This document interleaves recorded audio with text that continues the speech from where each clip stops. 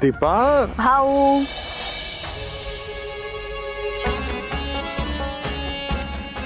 मला माहितीये तुम्ही काय विचारणार आहे ते.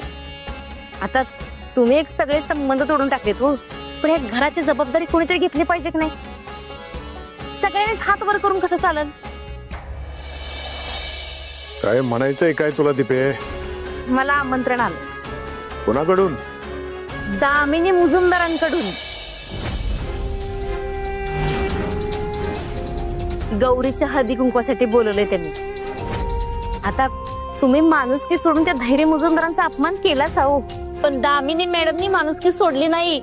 त्यांनी मला हळदी कुंकवाचं आमंत्रण दिले. आता एवढ्या प्रेमानं आमंत्रण दिले, मग जायला नको?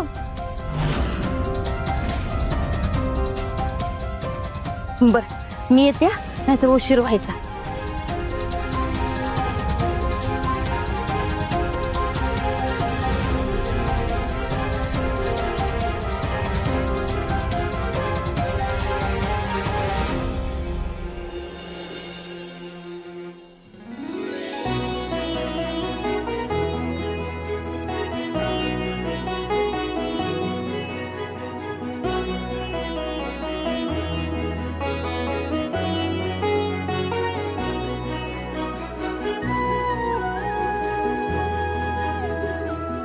काय सुंदर डेकोरेशन केलंय हो, आणि मूर्ती सुद्धा काय सुंदर बनवली.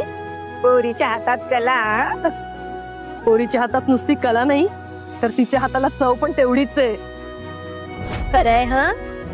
आम्हाला वाटायचं की मुजुमदारांची जी सून होईल ती नशीब काढेल,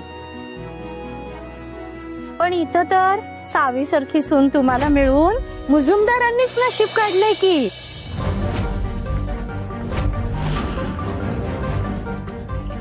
दामिनी ताई, अगदी तुमची सून लाखात एक आहे, लाखात एक.